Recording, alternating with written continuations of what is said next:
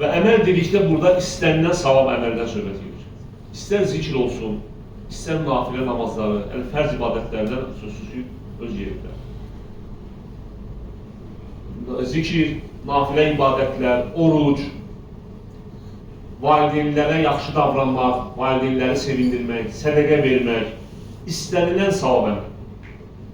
Sahabələr səfərlikü soruşurlar, ey Allah'ın elçisi, hətta Allah yolunda cihad da mı? Yəni bu günlərdə edilən əməllər, digər günlərdə Allah yolunda edilən cihaddan da daha üstündürmü? Peyğəmbərimiz sallallahu əleyhi və səlləm nə deyir? Hətta Allah yolunda edilən cihaddan da. Yalnız bir əməl istisnadır, o da bir insan malı ilə, canı ilə evdən çıxar və ondan heç bir şey qayıtmaz.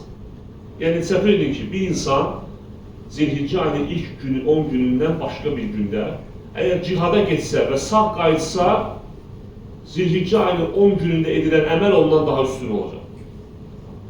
Bir halda ondan üstün olmur ki, əgər qayıtmasa, malı da və canı da Allah yolunda fəda olursa.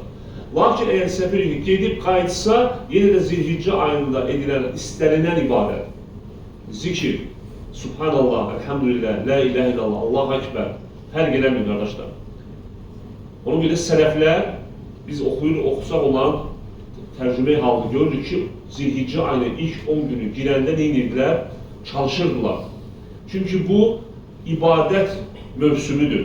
Dedi ki, Ramazan ayı kimi, bu da, bu Ramazan ayından heç də geri qalmır. Alimlər ittifaq edirlər ki, Ramazan ayının son 10 gecəsi, Zilhiccə ayının isə ilk 10 günü, gündüzləri daha fəzilətlidir. Yəni, ilin ən fəzilətli günləridir. Və bu fürsəti əldən vermək olmaz. İnsan gərək qafil olmasın. Həmçinin bu gündə Arafa günü var. Arafa günü tutulan oruc bir il əvvəlki və bir il sonraki günahları bağışlamasına səbəbdir. Həmçinin bu gündə həc ibadəti var. Ayın 10'u qurban kəsilən gündür. Qurban ibadəti var. Yəni bu 10 günün, ilk 10 günün fəziləti çox böyükdür. Və alimlər qeyd edirlər ki, səbəblərdən biri budur ki, bu 10 gündə, ilk 10 gündə, Zilhiccə ayının ilk 10 gündə İslamın bütün ərkanları nə olur? Əməl olunur. Namaz, zəkat da verirlər, oruc, həmçinin həcc. O ki, qaldı əməllərə, bayaq qeyd edildiyimiz kimi, istənilən əməl, istənilən salih əməl bu gündə etmək savabdır. Həmçinin təkbirlər iki cürdür. Var, fərz namazından sonra başlayan təkbirlər, bu təkbirlər Arafa günü sübh namazından sonra başlayacaq.